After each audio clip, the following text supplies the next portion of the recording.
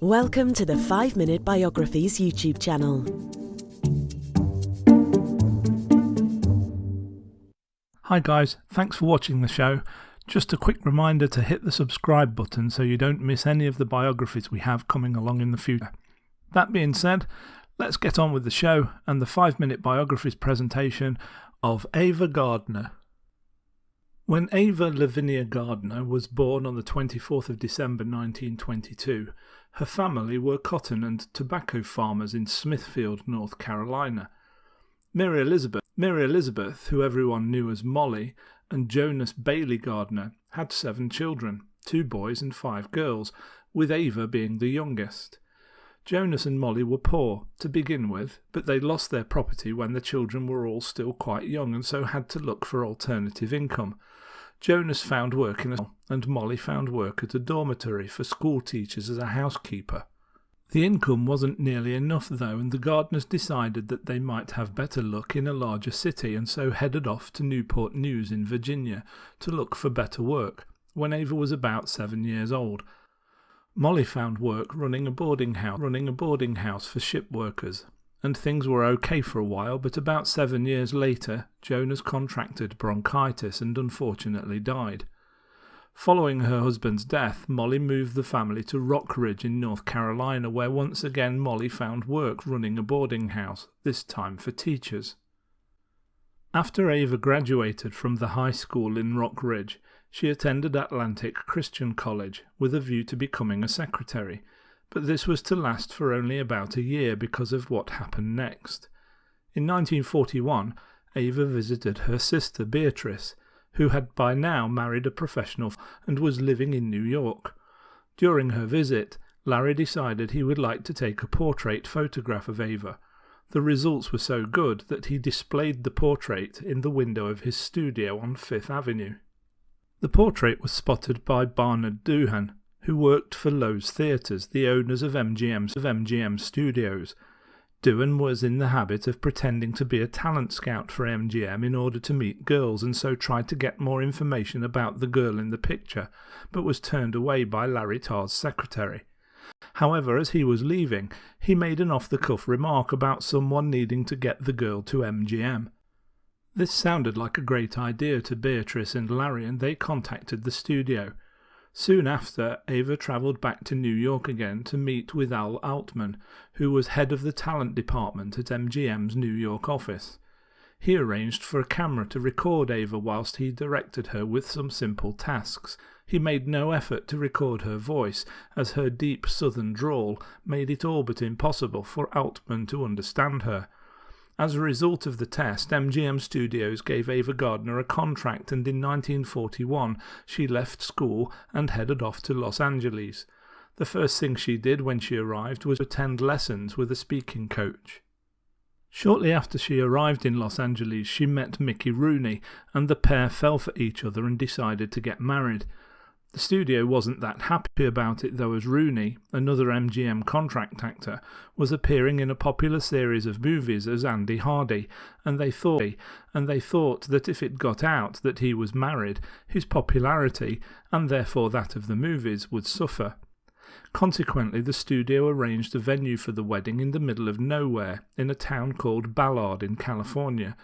The couple was married on the 10th of January 1942, but the studio needed less than a year later they were divorced, with the main cause being Mickey Rooney's string of affairs.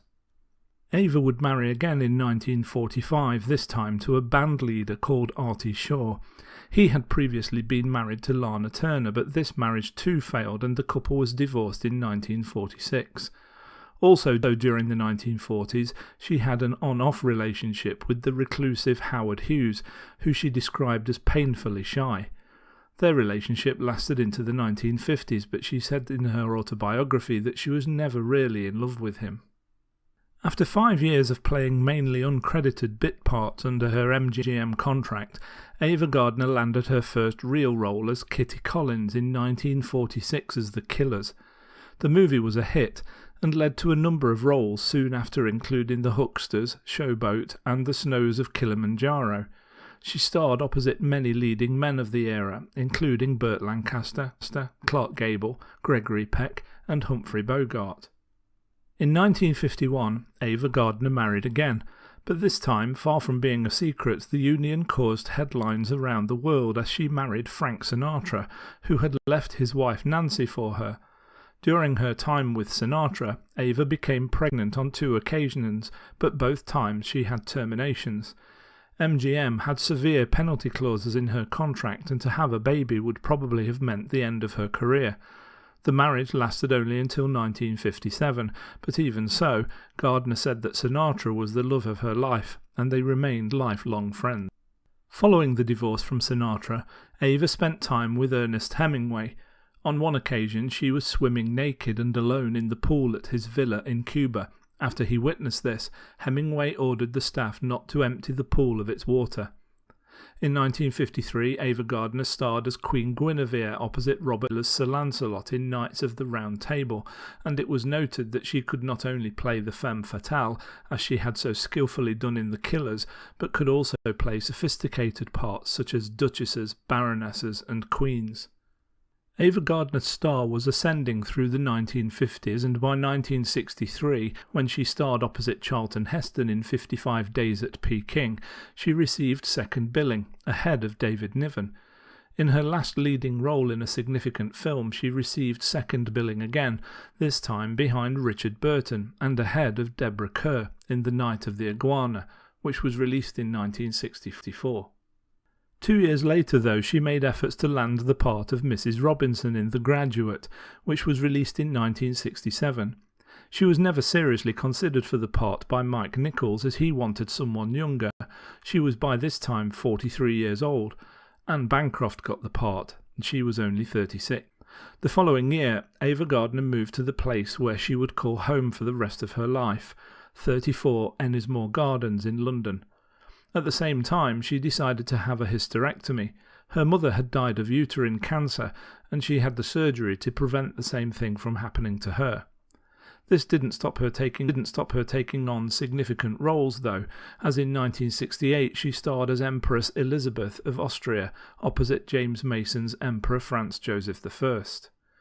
The 1970s brought cinema-goers the disaster movie, and Ava Gardner starred in a number of them, including Earthquake with Charlton Heston, The Cassandra with Burt Lancaster, and a Canadian movie called City on Fire, which also starred Barry Newman and Henry Fonda. A few more movies followed, but her career was now winding down, with her last outing being 1982's Regina Roma, which was a straight-to-video release. After this, she made a switch to television and had a fairly long story arc in Knots Landing. Illness started to take its toll in the 1980s. She had been a lifelong smoker and suffered from an autoimmune disorder as well as emphysema. In 1986, she had 2 strokes, which left her bedridden. Frank Sinatra arranged and paid for a specially equipped plane to fly her to the USA for treatment, but in the middle of January 1990, Ava suffered from a fall at home and was unable to move until her housekeeper found her. Her housekeeper said that her last words were, "I'm so tired." A week later, on the 25th of January 1990, Ava Gardner died. She was 67 years old. She was buried alongside her brothers, sisters and parents in Sunset Memorial Park in Smithfield, North Carolina, USA. I hope you enjoyed that episode of 5-Minute Biographies. If you did, please hit the thumbs up and don't forget to subscribe for plenty more biographies to come.